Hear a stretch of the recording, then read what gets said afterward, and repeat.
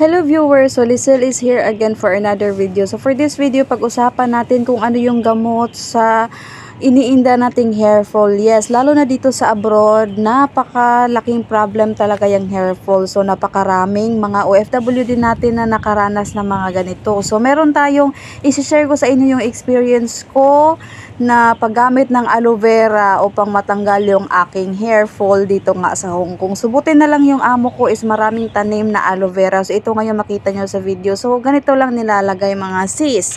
Kumuha ka lang ng isang dahon ng aloe vera, ayan kinuha ko, at saka i-cut mo lang sa kutsilyo. So sa gitna makikita mo yung parang jelly niya, so ilagay lang natin sa buong anit natin, ayan.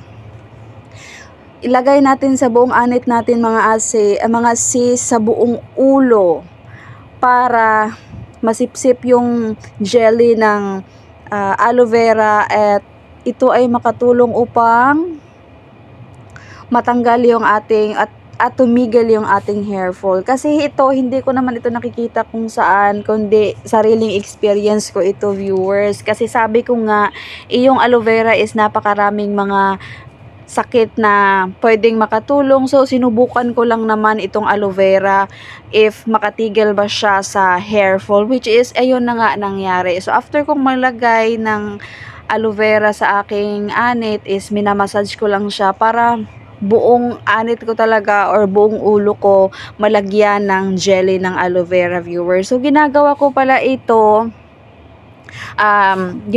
ito ngayon kasi nga nung nakaraan 1 year ako dito sa Hong Kong, simula talaga ng pagbago pa ako dumating dito sa Hong Kong, napakarami ko talagang hair fall. Hindi ko pinapansin nung una, sabi ko hindi naman ito makakakalbo, hanggang sa dumating na ngayong point na nakalbo ako. So nung bago pa lang ako maglagay nito viewers, everyday ako naglalagay kahit na nakakapagod, pero nilagyan ko talaga ng time viewers, wala namang gastos.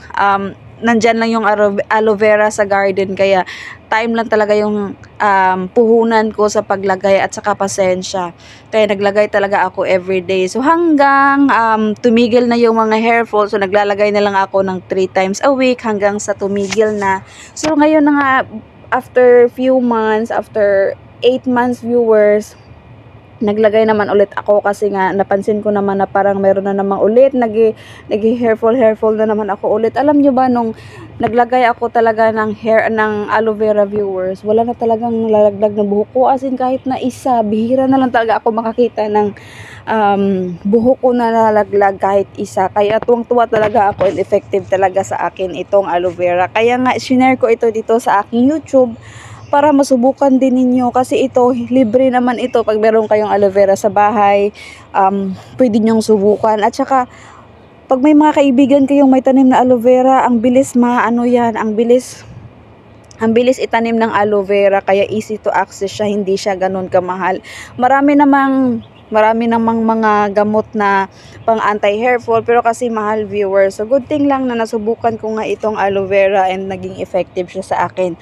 So dito nga sa Hong Kong, mostly talaga yung mga OFW na mayroong mga problema sa hair fall, and isa na nga ako doon. Makikita ko rin pag dito kayo sa Hong Kong, makikita nyo na marami ding nagtatanong, naghihingi ng mga advice kung anong pwedeng gamitin upang mawala ang kanilang hair fall. And isa nga ako doon sa nag-comment na subukan yung aloe vera. Kaya kayo rin, if nanood kayo dito, try nyo din subukan yung aloe vera sis, mga viewers. As in, effective na effective talaga ito pang pawala ng hair fall.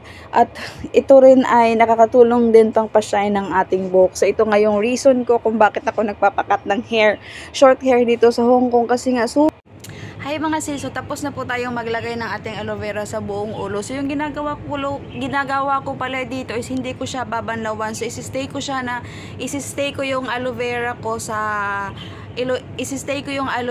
ulo ko for 24 hours. So tapos na akong mag half bath, and pagkatapos ko mag half bath, naglagay ako ng aloe vera, and bukas na po ako maliligo, kinabukasan na po. Kaya para feeling ko kasi mas effective yung aloe vera gel sa anit natin pag na-stay siya ng longer. Kaya hindi ko na muna binalawan. Meron siyang smell na parang pero okay lang okay lang at least mawala yung aking hair falls. Yun yung ginawa ko. If ayaw mo naman at hindi mo matake yung smell, pwede ka namang maligo, like stay mo yung aloe vera gel sa ulo mo for 2 hours or 1 hour and a half and then banlawan mo. Pero sa case yung kasi mas pinatagal ko para mawala agad-agad yung aking hair fall. Yun lang po. Thank you for watching.